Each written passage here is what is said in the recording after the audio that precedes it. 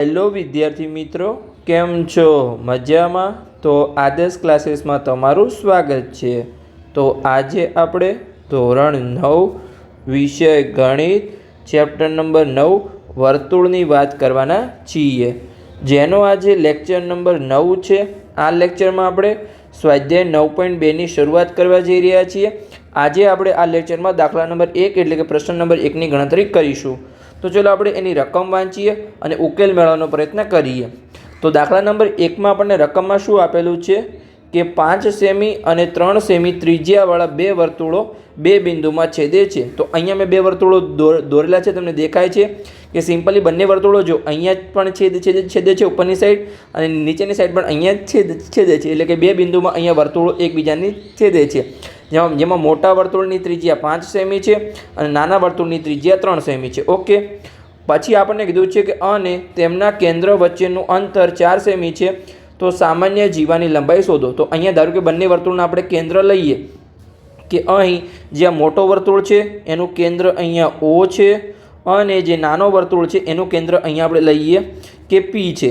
તો એમના વચ્ચેનું અંતર આપણને કેટલું આપેલું છે? અહીંયા 4 સેમી આપેલું છે. તો ચલો આપણે પહેલાં કેન્દ્રને જોડી લઈએ અહીંયા આપણે OPને. તો કે ઓકે, આપણે જોડ્યું અને જે આમનું અંતર છે એ 4 સેમી છે. તો અહીંયા આપણે દર્શાવીશું કે અહીં 4 સેમી અંતર છે. ઓકે, તો ચલો આપણે લખી દઈએ અહીંયા કે 4 સેન્ટીમીટર અંતર છે. આ થઈ ગયું. હવે જો તમને જો ધારો કે આપણે આ જે છે ઓને અહીંયા આ બિંદુ સાથે જોડી લઈએ તો આ શું છે? ચલો આપણે સરખી રીતે જોડી લઈએ કે ઓને આપણે આ બિંદુ સાથે જોડીએ તો આ શું છે? અહીંયા જે O કેન્દ્રિત વર્તુળ છે એની ત્રિજ્યા છે. કેવી રીતે? તો કે જો વર્તુળના કેન્દ્રથી આ વર્તુળ પરનું જ બિંદુ છે જે મોટું વર્તુળ છે એનું, તો કે આ આપણી મોટા વર્તુળની ત્રિજ્યા છે. ઓકે, પછી આપણે આવી જ રીતે અહીંયા જે નાના વર્તુળનું કેન્દ્ર છે P, ત્યાંથી પણ એ બિંદુને આપણે જોડીએ તો એ શું બની જશે? અહીંયા નાના વર્તુળની ત્રિજ્યા બની જશે. જો હવે એ બિંદુને અહીંયા આપણે એ નામ આપી દઈએ. ઓકે, તો અહીંયા જો આ જે મોટા વર્તુળની ત્રિજ્યા કેટલી છે? અહીંયા 5 સેમી છે અને નાના વર્તુળની ત્રિજ્યા અહીંયા 3 સેમી છે. ઓકે, તો આ આપણું સિમ્પલી થઈ ગયું કે OA તમારું 5 સેમી છે અને AP તમારું 3 સેમી છે અને OP તમારું 4 સેમી છે. ઓકે, સિમ્પલી થઈ ગયું. હવે તમને પૂછ્યું શું છે શોધવાનું? તો કે અહીંયા તમારે સામાન્ય જીવા શોધવાની છે. તો જો અહીંયા તમે આ વર્તુળમાં ક્યાંય પણ જીવા શોધશો, સામાન્ય જીવા એટલે કે બંને વર્તુળની કોમન જીવા તમારે શોધવાની છે. તો અહીંયા તમે ક્યાંય પણ જીવા દોરશો તો એ તમારી કેવી થઈ જશે? અહીંયા મોટા વર્તુળની જીવા થઈ જશે. તમે અહીંયા કે જીવા દોરશો તો એ નાના વર્તુળની જીવા થઈ જશે. પણ બંને વર્તુળની જીવા ક્યાં આવશે?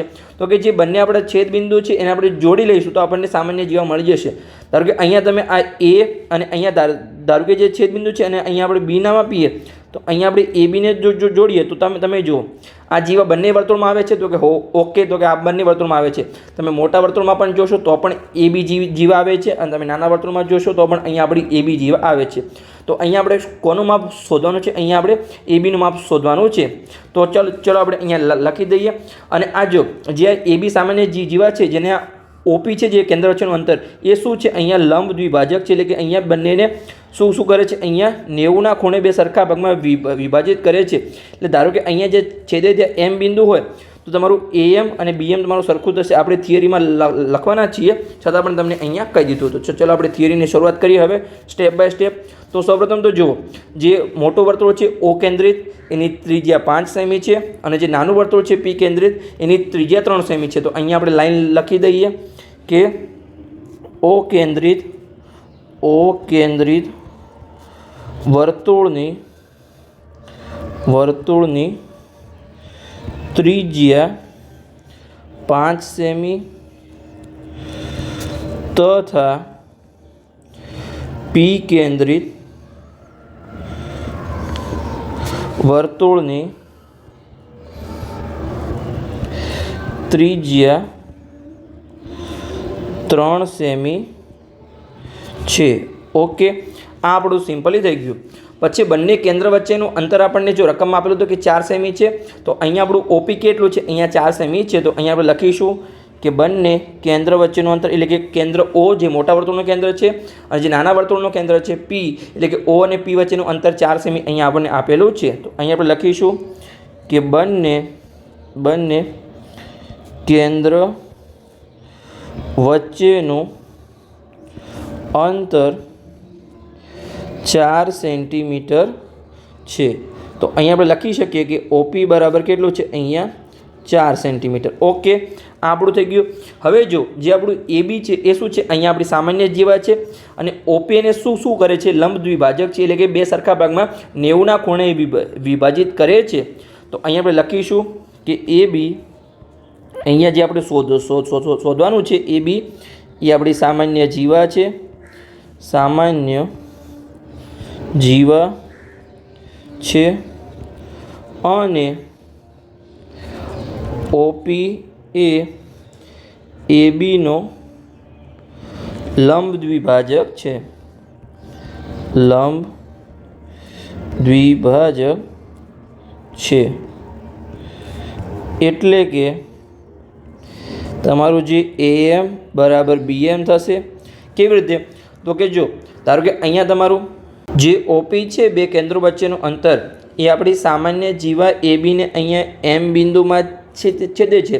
તો ઓપી શું છે? અહીંયા એબીનો લંબ દ્વિભાજક છે, એટલે કે પહેલાં તો કાટખૂણો બનાવશે એબી સાથે અને વિભાજક એટલે કે બે સરખા ભાગમાં વિભાજિત કરશે. એટલે કે ઓપી અહીંયા એબીને એમ બિંદુમાં છેદે તો જે ઉપરનો ભાગ છે એ એમ અને જે નીચેનો ભાગ છે અહીંયા બીએમ, એ બંને કેવા હશે? સરખા હશે. દ્વિભાજક એટલે કે બે સરખા ભાગમાં વિભાજિત કરે છે. જેમ કે આપણે આગળના ચેપ્ટરમાં શીખ્યા હતા કે જો કોણ દ્વિભાજક હોય તો ખૂણાના બે સરખા ભાગ થાય અને અહીંયા આપણે બાજુના બે સરખા ભાગ કરવાના છે. એટલે કે એમ અને બીએમ સરખું હશે અને તમારું જે ચારે બાજુ છે એ કેવા બનાવશે? અહીંયા તમારા કાટ ખૂણા હશે ચારે તરફ. ઓકે, તો અહીંયા તમારા 90 અંશના ખૂણા હશે. સિમ્પલી તમને સમજણ પડી ગઈ. તો હવે જો અહીંયા આપણું એક કાટકોણ ત્રિકોણ બને છે, બે કાટકોણ ત્રિકોણ બને છે. એક છે અહીંયા આપણું AOM અને આ સાઈડ તમે કહી શકો છો APM. તો આ બંને કાટકોણ ત્રિકોણમાં આપણે અહીંયા પાયથાગોરસના પ્રમેયનો ઉપયોગ કરીશું અને સિમ્પલી આપણે આગળની ગણતરી કરીશું. એની પહેલાં અહીંયા આપણે ધારણા કરીશું કે જે આપણું આ પીએમ છે એને આપણે એક્સ ધારી લઈએ તો આપણું આ OM કેટલું થશે? 4 - x થશે. કેમ કે સંપૂર્ણ આપણું 4 છે. તો જો આટલા ભાગને આપણે એક્સ ધારી લઈએ તો OM આપણું કેટલું થશે? 4 - x થશે. તો ચલો આપણે લખી દઈએ. અહીંયા પહેલાં તો અહીંયા આપણે લખીશું કે અહીં ધારો કે PM બરાબર x લેતા માટે OM શું થાય? અહીંયા 4 - x થાય.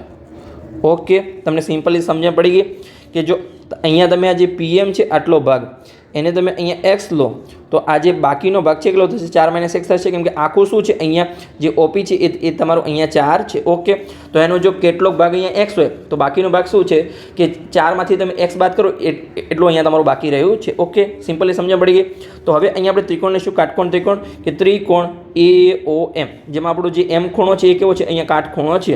તો અહીંયા આપણે લખીશું કે અહીં ત્રિકોણ AOMમાં પાયથાગોરસના પ્રમેય મુજબ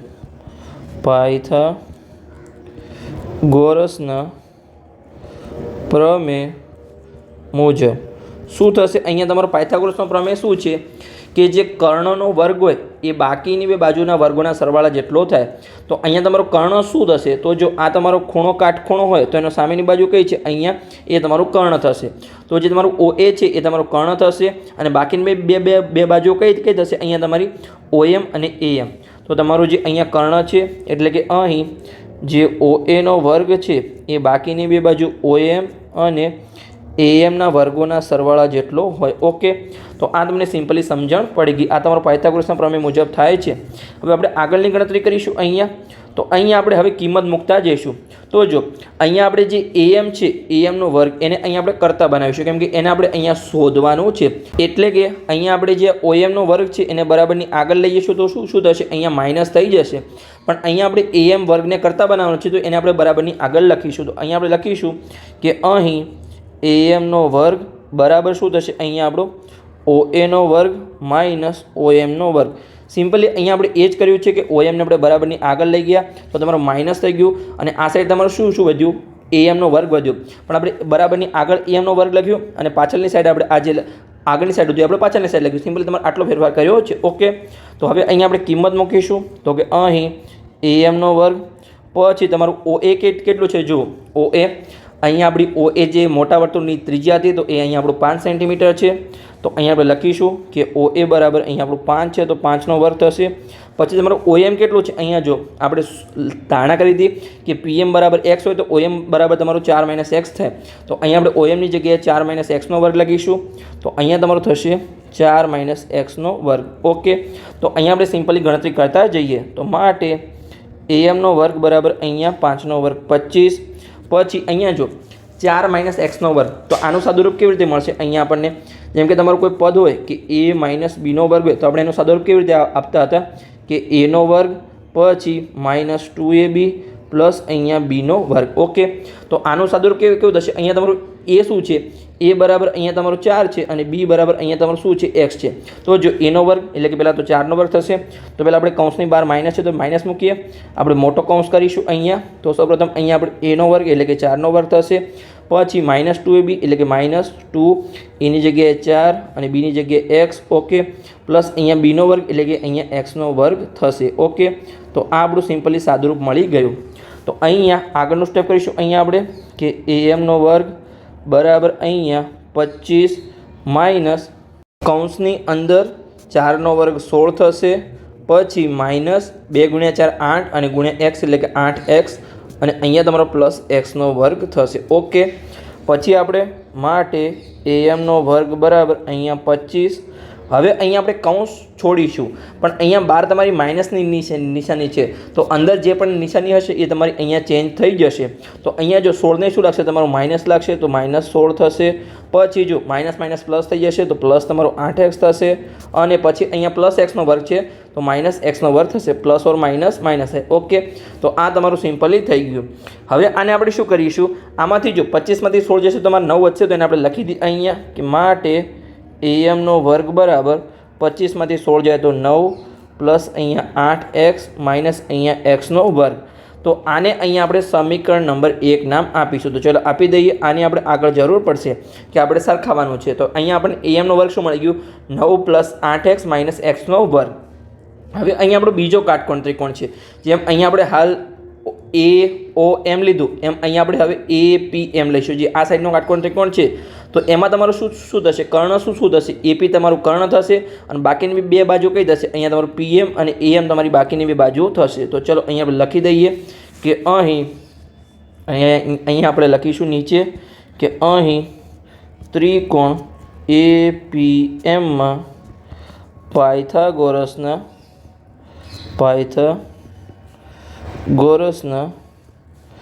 પ્રમેય મુજબ શું થશે? અહીંયા કર્ણનો વર્ગ એ બાકીની બે બાજુના વર્ગોના સરવાળા જેટલો થાય. તો અહીંયા તમારું કર્ણ શું છે? AP તમારું કર્ણ છે અને AM અને PM તમારી બે બાકીની બે બાજુઓ છે. તો અહીંયા આપણે લખીશું કે અહીંયા માટે AP નો વર્ગ બરાબર અહીંયા AM અને MP નો વર્ગ, AM વર્ગ પ્લસ અહીંયા PM નો વર્ગ. ઓકે, તો હવે અહીંયા જો હવે તમને ખબર જ છે કે અહીંયા આપણે AM વર્ગને કરતા બનાવવાનો છે. તો આ જે PM વર્ગ છે એને આપણે બરાબરની આગળ લઈ જઈશું પણ અહીંયા આપણે પહેલાં લખીશું કોને? AM ને લખીશું. આપણે કરીએ કેવી રીતે? ચલો હું તમને સમજાવું. કદાચ તમને સમજણ ના પડે તો અહીંયા આપણે એવી રીતે કરીએ છીએ કે અહીંયા AP નો વર્ગ માઇનસ અહીંયા PM નો વર્ગ બરાબર અહીંયા આપણે AM નો વર્ગ આ આપણે કરીએ છીએ. ખાલી આપણે MP વર્ગને આગળ લઈ ગયા પણ આપણે લખીશું કેવી રીતે કે આ જે AM વર્ગ છે એને આપણે આગળ લખીશું અને આ જે પછી એને આપણે પાછળ લખીશું. તમે બરાબરની કોઈ સાઈડ લખી શકો છો. જેમ કે અહીંયા તમારું હોય કે અહીંયા તમારું x બરાબર y હોય તો તમે y બરાબર x પણ લખી શકો છો. ઓકે, એ તમારું સરખું જ છે. સિમ્પલ તમને આઈડિયા આવી ગયો. તો ચલો આપણે હવે લખી દઈએ કે આપણે જે AM વર્ગને આગળ લખવાનો છે તો એને આપણે આગળ લખીશું અહીંયા કે અહીં AM નો વર્ગ બરાબર તમારું શું થશે? અહીંયા AP નો વર્ગ છે અને માઇનસ અહીંયા તમારું PM નો વર્ગ છે. ઓકે, તો હવે અહીંયા આપણે કિંમત મૂકી દઈશું. તો માટે અહીંયા AM નો વર્ગ બરાબર AP તમારું શું છે? અહીંયા નાના વર્તુળની ત્રિજ્યા છે તો એ તમારી કેટલી છે? અહીંયા 3 સેમી છે. અને PM અહીંયા આપણે જો ધારણા કરી હતી કે PM બરાબર અહીંયા આપણે x લેતા, તમે MP લો તો PM લો, તમે કંઈ પણ લખી શકો છો. ઓકે, તો અહીંયા તો આપણું AP છે અહીંયા 3 તો 3 નો વર્ગ પ્લસ અહીંયા તમારું PM કેટલું થશે? અહીંયા તમારું x છે તો xનો વર્ગ થશે. ઓકે, સિમ્પલી આ તમને સમજણ પડી ગઈ. તો હવે અહીંયા આપણે આગળનું સ્ટેપ કરીશું કે અહીંયા માટે AM નો વર્ગ બરાબર શું થશે? અહીંયા તમારો 3 નો વર્ગ 9 થશે અને પાછળ માઇનસ x નો વર્ગ x વર્ગ થશે. ઓકે, તો તો આને આપણે પદ નંબર એટલે કે સમીકરણ નંબર 2 નામ આપી દઈએ. ઓકે, તો સમીકરણ નંબર 1માં આપણને શું મળ્યું હતું એ પણ આપણે અહીંયા am વર્ગની કિંમત મળી હતી તમને કે અહીંયા 9 + 8x - x2 અને સમીકરણ 2માં પણ તમને શું મળ્યું અહીંયા am વર્ગની કિંમત મળી કે 9 - x2. તો હવે આપણે સમીકરણ 1 અને 2 પરથી આપણે શું કરી શકીએ, સમીકરણ 1 અને 2 ને આપણે સરખાવી શકીએ છીએ. તો અહીંયા આપણે લખીશું કે સમીકરણ 1 અને 2 ને સરખાવતા. તો ચલો અહીંયા આપણે લખી દઈએ કે અહીંયા સમીકરણ આપણે સિમ્પલી પહેલાં તો એ જ લખી દઈએ કે 1 અને 2 પરથી સિમ્પલી તમને આઈડિયા આવી જાય કે બંને am વર્ગની કિંમત છે તો આપણે બંનેને સરખાવી શકીએ છીએ. તો સમીકરણ 1માં amની કિંમત શું છે, am વર્ગની કિંમત 9 + 8x - x2. તો અહીંયા આપણે લખીશું કે અહીં 9 + અહીંયા 8x - x2. ઓકે, અને આ સાઈડ તમારી કિંમત શું છે અહીંયા 9 - x2. તો અહીંયા આપણે લખીશું કે 9 - x2. હવે જો જે તમારી સમાન કિંમત હોય એ તમારી ઉડી જશે બંને સાઈડ, તો તમે ઉડાડી શકો છો અહીંયા અને તમે બાદબાકી કરીને પણ કરી શકો. જેમ કે અહીંયા જો અહીંયા +9 છે બરાબરની આ સાઈડ અને અહીંયા પણ +9 છે તો એ તમારું ઉડી ગયું. જેમ કે અહીંયા તમારો -x2 છે, અહીંયા પણ તમારો -x2 છે તો એ ઉડી જશે. પણ જો +or - હોય તો એ ઉડશે નહીં, પણ આમાંથી કેવું તમારું સેમ જ છે. તમારે ખાસ નિશાની જોવાની છે. જેમ કે તમે એ પણ કહી શકો છો અહીંયા કે તમે 9ને આ સાઈડ લાવશો તો શું થઈ જશે, બરાબરની આ સાઈડ આવશે તો માઇનસ થઈ જશે. તો આ 9માંથી પેલા 9 બાદ થઈ જશે તો એ પણ 0 થઈ જશે. અને -x2 છે એને તમે બરાબરની આ સાઈડ લાવશો તો પણ તમારું એ પણ 0 થઈ જશે. એટલે આપણે અહીંયા ડાયરેક્ટ ઉડાડી દીધું છે. તો અહીંયા તમારું વધ્યું શું, હવે અહીંયા તમારું વધ્યું માત્ર 8x. તો 8x બરાબરની પેલી સાઈડ તો શું વધ્યું, કંઈ વધ્યું નથી, બંને ઉડી ગયા છે 9 અને x2. તો અહીંયા તમારું 0 વધ્યું છે. ઓકે, તો હવે આપણે અહીંયા xને કરતા બનાવીએ તો શું મળશે આપણને અહીંયા કે x બરાબર આપણને મળશે અહીંયા 0/8. કેમ કે 8 અહીંયા ગુણાકારમાં છે તો બરાબરની પેલી સાઈડ જશે તો ભાગાકારમાં જશે. હવે 0ને તમે કોઈ પણ સંખ્યા વડે ભાગો તમને આન્સર શું મળે, અહીંયા તમારો 0 જ મળે. તો અહીંયા આપણે લખીશું કે xની કિંમત શું મળી, અહીંયા આપણને xની કિંમત અહીંયા આપણને 0 મળી. ઓકે, હવે આ જે xની કિંમત છે એને અહીંયા આપણે જે સમીકરણ 2 છે એમાં આપણે મૂકીશું તો અહીંયા આપણે સિમ્પલી amની કિંમત મળી જશે. ઓકે, તો ચલો આપણે શોધી લઈએ અહીંયા કે x બરાબર 0 ને સમીકરણ 2માં મૂકતા. તો અહીંયા આપણે લખીશું કે x બરાબર 0 ને સમીકરણ 2માં મૂકતા. તો ચલો આપણે મૂકી દઈએ. તો સમીકરણ 2 શું છે અહીંયા આપણો કે am² બરાબર 9 - x2. તો અહીંયા આપણે લખીશું કે અહીં am² બરાબર 9 - x2. ઓકે, તો સિમ્પલી આપણે xની કિંમત 0 મૂકી દઈએ તો -xની જગ્યાએ 0². ઓકે, હવે જો 9 - 0² 0 થાય અને 9માંથી 0 જાય તો તમારા કેટલા વધશે, અહીંયા તમારા સિમ્પલી 9 જ વધશે. ઓકે, તો આ આપણને શું મળ્યું, અહીંયા તમને am² કિંમત મળી. તો અહીંયા આપણે લખી દઈએ કે am². હવે જો તમારો કોનો વર્ગ 9 થાય, જો અહીંયા તમારે આ વર્ગ નીકળવો અને amની કિંમત શોધવી હોય તો અહીંયા આપણે શું લખી શકીએ કે am બરાબર અહીંયા તમે વર્ગમૂળમાં 9 લખી શકો છો. ઓકે, તો હવે જો તમારે વર્ગમૂળ નીકાળવું હોય તો સિમ્પલી તમને ખબર પડવી જોઈએ કે 9 એ કોનો વર્ગ થાય. તમને ખબર છે અહીંયા કે 3નો પણ વર્ગ 9 થાય અને -3નો વર્ગ પણ અહીંયા 9 થાય. ઓકે, તો શું તમારા બંને જવાબ આવશે કે amનું જે માપ છે એ +3 હોય. તમે કોઈ પણ કિંમત માપો, જેમ કે અહીંયા તમે તમારી કોઈ બોટલ છે એને તમે સાઇઝ માપો કે તમે જે માપપટ્ટી છે એના વડે માપો તો તમે કેવી રીતે માપો કે 3 સેન્ટીમીટર છે. કદી તમે એમ માપ્યું કે -3 સેન્ટીમીટર છે તો તમારો જવાબ શું આવશે, અહીંયા જે પણ તમારી કિંમત હોય, જે પણ તમારું માપ હોય એ હંમેશા તમારું કેવું હોય, પ્લસમાં હોય, કદી માઇનસમાં હોય નહીં. તો અહીંયા આપણે ગણતરીમાં લખીશું કે અહીંયા આપણી 2 શક્યતા છે am માટે કે અહીંયા વર્ગમૂળમાં કાં તો તમારો 3નો વર્ગ થાય અથવા તમારું શું થાય અહીંયા -3નો વર્ગ થાય. ઓકે, આ તમારી અહીંયા શક્યતા છે. તો અહીંયા જો વર્ગ અને વર્ગમૂળ નીકળી જશે તો amની અહીંયા તમને 2 કિંમત મળશે કે અહીંયા તમને +3 મળશે કાં તો અથવા અને તમે અહીંયા તમે અને પણ લખી શકો છો અથવાની જગ્યાએ, અથવા તમને અહીંયા -3 મળશે. પણ અહીંયા આપણે લખીશું કે કોઈ પણ જે તમારું માપ હોય એ કદી માઇનસમાં હોય નહીં. તો અહીંયા આપણે લખીશું કે આ તમારું શક્ય નથી. ઓકે, તો અહીંયા આપણે લખી દઈએ કે આ શક્ય નથી. ઓકે, તો તમારી amની કિંમત શું થઈ જશે, અહીંયા તમારે 3 સેન્ટીમીટર થઈ જશે. અને am એ શું છે, અહીંયા જો તમે આપણે જે આકૃતિમાં જોઈશું અહીંયા કે તમને કીધું હતું અહીંયા કે જે OP છે એ શું છે, અહીંયા એ બીનો લંબ દ્વિભાજક છે, એટલે કે જેટલો તમારો AM છે એટલું જ અહીંયા તમારું BM છે. જો અહીંયા આકૃતિમાં આ જે OP છે એ અહીંયા એ બીનો લંબ દ્વિભાજક છે, તો ઉપરની સાઈડ જેટલું AM છે એટલું જ નીચેની સાઈડ BM છે. અને આપણું આખું AB કેટલું થઈ જશે, AM પ્લસ BM થઈ જશે. બંનેને સોલ્વ કરીશું તો આપણને અહીંયા AB મળી જશે, જે આપણે અહીંયા શોધવાનું છે. તો અહીંયા આપણે લખીશું કે અહીં, ચાલો આપણે લખી દઈએ અહીંયા કે સૌપ્રથમ તો અહીંયા તમને મળ્યું છે કે AM હોય કે BM હોય બંને સરખું છે. અને આપણને કેટલું મળ્યું છે અહીંયા 3. અને તમારી કયું અંતર છે સેન્ટીમીટરમાં છે. તમને બંને ત્રિજ્યા શેમાં આપેલી હતી, સેન્ટીમીટરમાં આપેલું હતું. તો એ તમારે ખાસ ધ્યાન રાખવાનું છે, સેન્ટીમીટરમાં આપેલું છે, મીટરમાં આપેલું. તમારે બધું જ વસ્તુ જોઈ લેવાની છે. તો આપણને મોટા વર્તુળની ત્રિજ્યા 5 સેન્ટીમીટર અને નાના વર્તુળની ત્રિજ્યા તમને 3 સેન્ટીમીટર આપેલી હતી. તો અહીંયા તમારું જે પણ બધા જ માપ હશે એક શેમાં આવશે, હવે સેન્ટીમીટરમાં આવશે. ઓકે, તો હવે જો એ બી તમારી સામાન્ય જીવા છે જે આપણે શોધવાનું હતું એ.